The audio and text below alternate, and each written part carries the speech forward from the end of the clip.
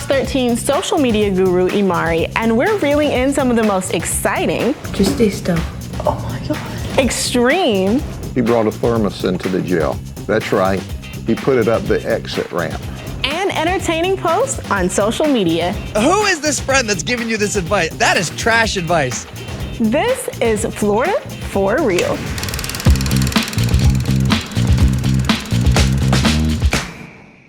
Social media moves fast, so we're here to break it all down for you. And back with me to sort through the chaos is Scott Savlin, voice of weekday mornings on Magic 94.9. Watching these videos brings so much joy, but also we talk about it because all of a sudden you're in the rabbit hole and you can't get out. So we got to talk about all the things that we've seen over the week. Exactly.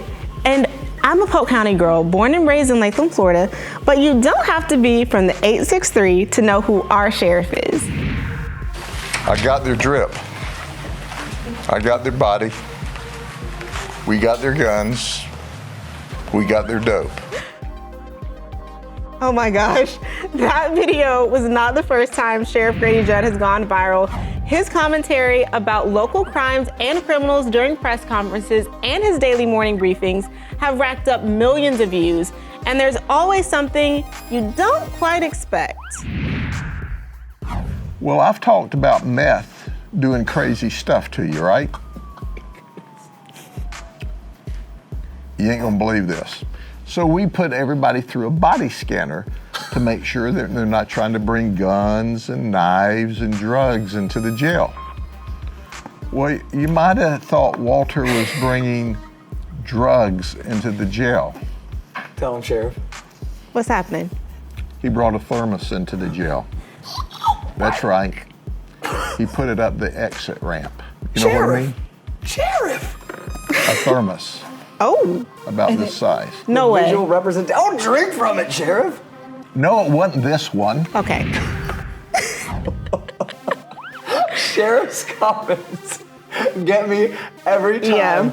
But, oh my goodness. The fact that people on the internet have just had the greatest time doing this, it just makes the internet so gold with all of his comments. Exactly.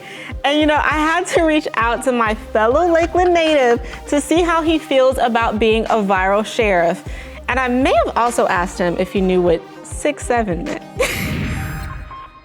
Thank you so much for joining us, Sheriff. More than just Polk County residents know who you are. You're arguably one of the most viral sheriffs in the country, I would say. And it's probably because of all of your moments at your press conferences and your morning briefings. And one moment that I really wanted to talk to you about was I got their drip. When you walked out and you had on a gold chain after a drug bust, what led up to that? Who decided to have you put on that chain? Well, actually, I had done that probably 3 or 4 years before. We took off a big drug group, and they had this big, heavy chain. And I asked them, put that around my neck. And I used it then, and I thought, hey, this chain is bigger than that chain. This thing costs like $50,000. Wow. So I put it around my neck, and I held it out and told the drug dealers, I got your drip. And my goodness, it went viral. Yeah. And what is your reaction to going viral? Because you went viral a billion times by now. Are you surprised, or do you kind of expect it? Well, you know, I've been asked that many times, and it's kind of like there's Grady Judd, the sheriff that was raised on South Cumbie Road in Lakeland here. And then there's Grady Judd, the social media guy here. It's like there's parallel universes. We're doing between 15 and 20 million views a week. Did you hear what I said? And Elon Musk picked me up, probably about 3 or 4 weeks ago. And when he did that, that added like 25 million more views. So that week we did about 45 million views. And I still can't believe it because I'm just me. What you see is what you get. And it's an honor to be the sheriff and to serve people. And I believe you ought to be transparent and talk with people like you're sitting in their living room. And that's what I try to do. And in one of your videos that I saw pop up on TikTok, you kind of poked fun at people saying that you embarrass criminals. What do you have to say to critics who say you're embarrassing the criminals when you talk bad about them in your videos? Yeah, I really have given that about 2 seconds worth of thought, and I've come up with this idea. If you don't want to be embarrassed with public record, then behave and don't violate the law. When you quit violating the law, I'll quit using the public record to remind the community that you're a thief. Yeah. If you want to continue to violate the law, then get used to it. And I know we get a kind of a dose of Gradyisms every day with your morning briefings. Why did you start doing those? I started doing morning briefings after one morning briefing I have every day at 8:45. My district stations and my jails call in to brief all of the executive staff about what happened overnight so that we have a clear understanding of what happened and what we need to work on today. So after one of those events, I asked Carrie Horseman, who's my communication administrator, hey, let's do a morning briefing with a cup of coffee. You have 13 grandchildren, and I had to wonder, what do they say about their grandpa being viral? Do they ever say that they see your videos or see the comments? Well, some of them are still little bitty rascals, and so they just know that it's granddad. Mm-hmm. But I've got some grandchildren in high school that critique me. And we were doing a spoof not long ago, and I said something about, I'm chopped. And no, you're not chopped. And so they said, Granddad, why did those people that work for you let you say you're chopped? You're not chopped. That's not good. So I get critiques from the high school grandchildren as well. I can imagine. Have they taught you about 6'7" yet? Have you heard of 6'7"? Oh, 6'7", absolutely. And I needed to work 6'7" in before this interview was over. So thank you very much for giving me the opportunity. 6'7". You know, another question I have for you, my last question, is what video is your favorite? What is the most memorable time that you've gone viral? My goodness, I do thousands of them over the years, right? So I must tell you that I think the one that I like the best, I did a rap video with some of the local kids here. And what happened, they did a rap video and pulled down some of my quotes. And I saw their rap video and I thought, that is super cool. I want to do one with them live. Mm-hmm. So once again, my communication team called them and they were over the moon. You mean the sheriff would do a rap video with us for real? And that was so much fun. That was probably my favorite all around. Oh my goodness, can we just take there is so much to unpack. There's a lot. Sheriff Grady Judd, a gem in the community. But he was in a rap video? Did I miss this chapter of living in Tampa Bay? He sure was. About 6 years ago, rapper Stefan made the song Duckin' Grady and posted it online.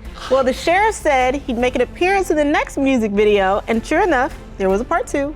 That included Sheriff Grady Judd. Oh my God. Roll the tape.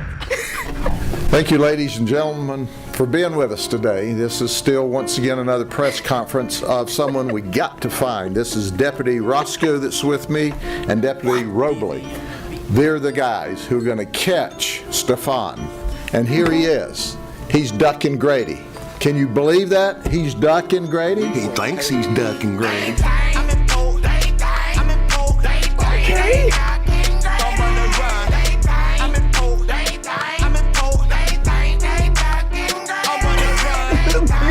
The dance moves and everything. Oh my gosh. I want to be in the next one. Sign us up for the next music video. Needs to see Sheriff Grady Judd in a rap music video. That is gold. Very Polk County, but you know, I bet Grady Judd wouldn't let this fly in our county. When we return, move over, Florida man. We meet the Florida woman who's accused of taking a TikTok trend too far. Police say 32-year-old Brooke Chenault called them and said the AI-generated man broke into her home. to Florida for Real. This segment is all about AI, and thank goodness neither of us are AI. We promise. Oh my God. Okay, those guys were AI, and we are the real Imani and Scott. We think? Maybe? Are we?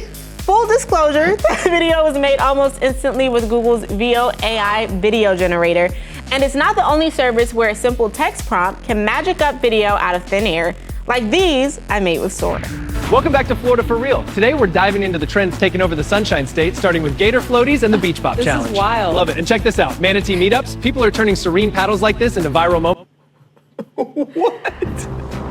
Hey Flock, checking in from sunny St. Pete. Found a cozy little cafe, got myself a perfect fern latte and a new book. Look at that foam art. Gorgeous, right? Sunset.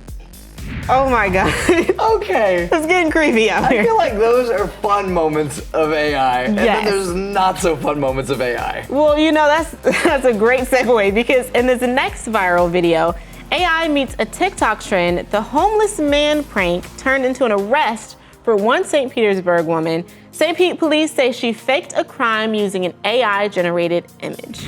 A St. Pete woman took a TikTok trend too far and is now facing 2 counts of false reporting of a crime. You may have seen the trend. People take a picture in their home, put it into ChatGPT, and describe a man they want AI to put in the picture. Then they send the picture to friends and family saying the stranger is in their home to get a reaction. Only police say 32-year-old Brooke Chenault called them and said the AI-generated man broke into her home, knocked her to the ground, and sexually abused her. She showed police a picture she says she took of the suspect, but a detective recognized the picture from the TikTok trend. Investigators later found the picture in a deleted folder created a few days before she called police. Police are not able to release the picture used in this case because it's part of the investigation. You can hear more about this story on fox13news.com, the Fox Local app, or on Fox 13's YouTube channel. This is like a lesson for all of us. Yes. I feel like I learned this in Spider-Man a long time ago. With great AI power comes great responsibility. And we just have to be careful with what we're using AI for. I love the Marvel reference. Thank you. But you know, we had to bring in Kaylee Tracy, who is a reporter that was covering this insane story. Welcome to Florida for Real, Kaylee. Thank you, thank you. You know, the police station said this was the first time they ever had to deal with something like this. This woman was accused of using AI to fake a crime, and someone actually left a comment on your video saying, "I'm confused on what outcome she wanted from this. She wanted the police to find an AI-generated man." Did police say why they think she may have done this? They are kind of at a loss as well. I mean, I'm sure that's all part of the investigation. As you guys have probably seen on TikTok or alluded to, people film these reactions from their family, their friends, that sort of thing. It's unclear if she was filming the reaction she got from police. The picture itself that was generated through ChatGPT is part of the investigation right now, but we're told the detective, one of the detectives involved in the case, as soon as she saw that image, she recognized the trend right away.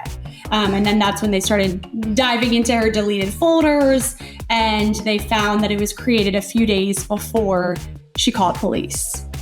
That's absurd. Like, I don't understand what her end goal there was.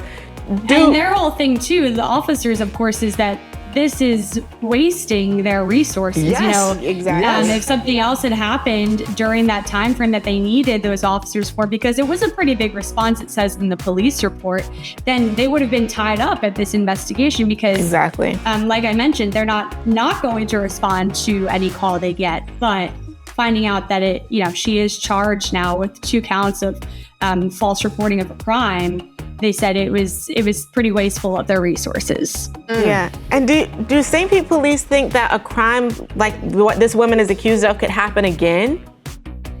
They did say, like you said, Mari, that it is their first AI-related crime, but they're pretty sure it won't be their last. So they say it's important to have just a team not just focused on the classic, on the boots on the ground reporting when it comes to reporting to these crimes, but also staying online. And the fact that detective knew immediately. She had, they are using all of their resources to be online, to be all these different places, but it just adds another thing that they have to be concerned about potentially. Exactly. Well, thank you so much for joining us, Kaylee. AI-generated content is becoming more and more popular on social media, but how do you know what's real from what's fake? Luckily, we have a hopefully real AI expert to tell us. Dr. Jill Schiffelbein is an AI strategist and professor at the University of South Florida. Welcome to the show, Dr. Schiffelbein. Thank you so much for having me. I'm excited to discuss this topic. There is a lot to discuss, especially because as we're online and there's all these hyper-realistic AI images and videos, can I just be honest, it's so easy to fall for them. And I wanted to ask you, doctor, what is the easy way that we could see, oh, that's not real, that's AI? Is there an easy way to spot the difference? Yeah. It's getting more and more difficult, I'm not going to lie, but as someone who cloned herself back in the late 2020s and early 21 to see how this technology actually worked, I promise this is a real me. My fake me doesn't have random wisps of hair coming out. It's always polished in place. But what you can look for from a face perspective is slight tells in the movement of the mouth or in the eyes. If the eyes are a little too hyper-focused or have not blinked for a while, that may be a very real sign that you're working with a bot and not a human. Yeah, that'd be creepy in general. If you're not blinking, I'm concerned. Yeah, for sure.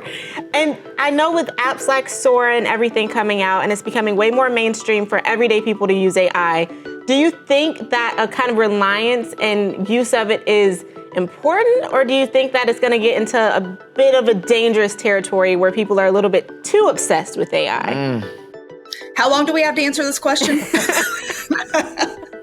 So, I think the short answer is every communicative technology throughout human history has been met with both fear and reverence. It's been used for both good and ill. The real kind of, crux is how do you balance all of it? And so when we're looking at studies in education, for example, the most popular one came out this year from MIT, Massachusetts Institute of Technology, where they studied, 54, it was a small number of students, letting some use ChatGPT to write their papers, some use standard Google search, no AI, and some just do it from memory.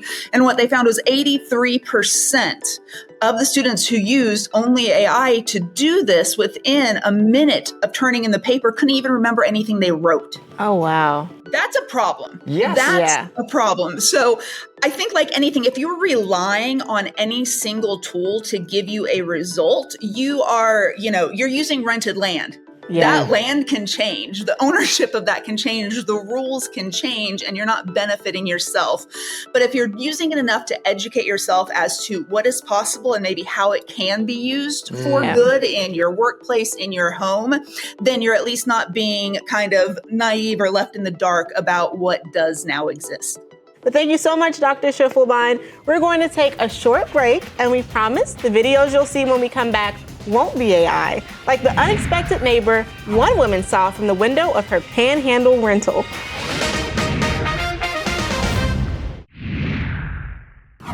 It wouldn't be a true episode of Florida for Real without animals in general. Of course. My favorite. Have you ever seen a bear enjoy a beach day?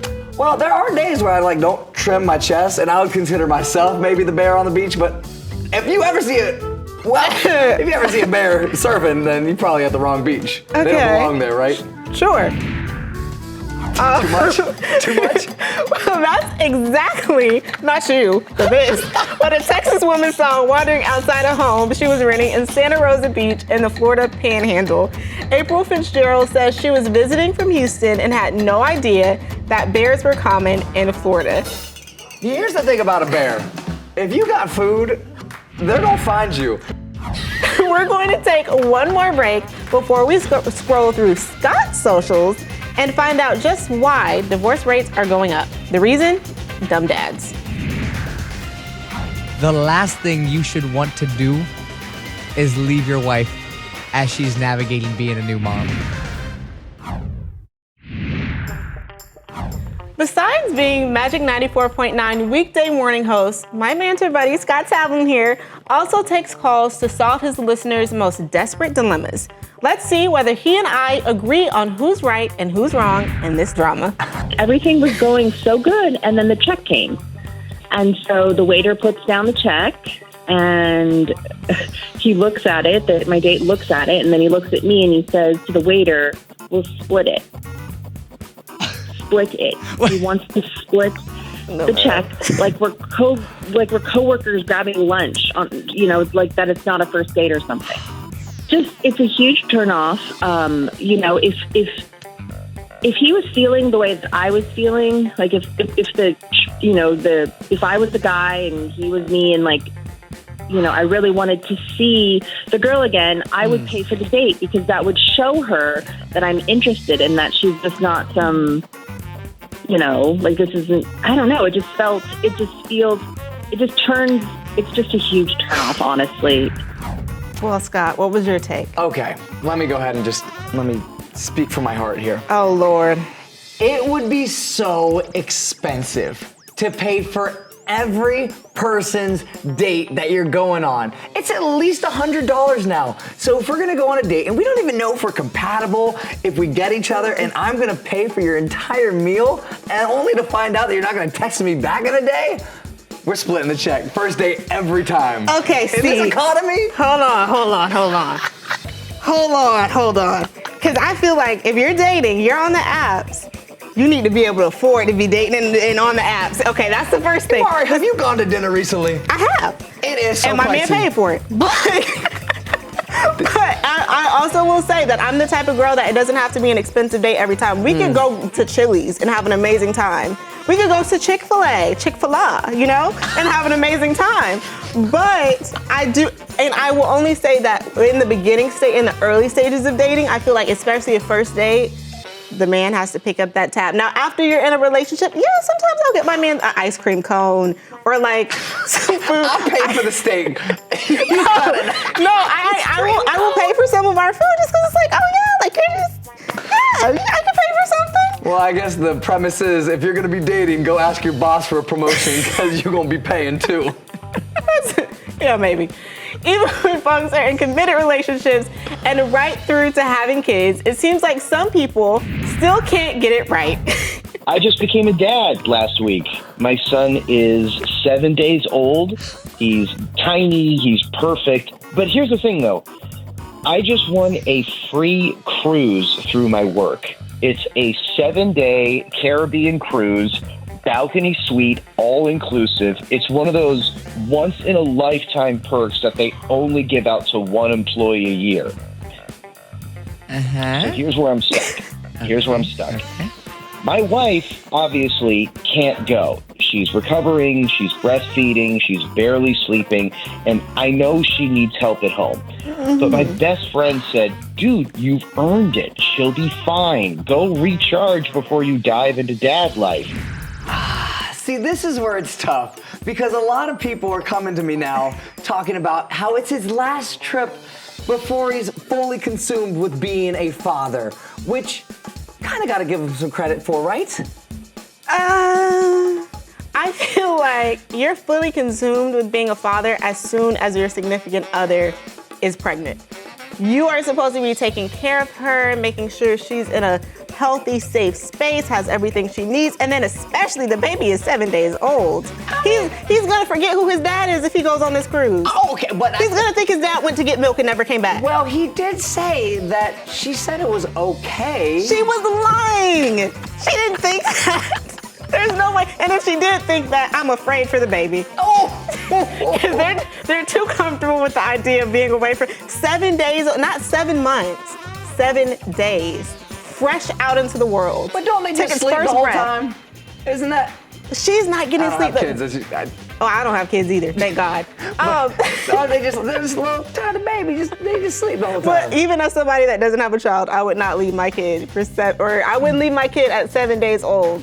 And cruises are long sometimes. That's true. He can get norovirus. He could get thrown off the balcony, and now who's gonna take care of the baby? Those are all valid things, but It is nice going on a nice cruise, sipping out a little drink. He should have done that before he decided to be a dad. But tell him.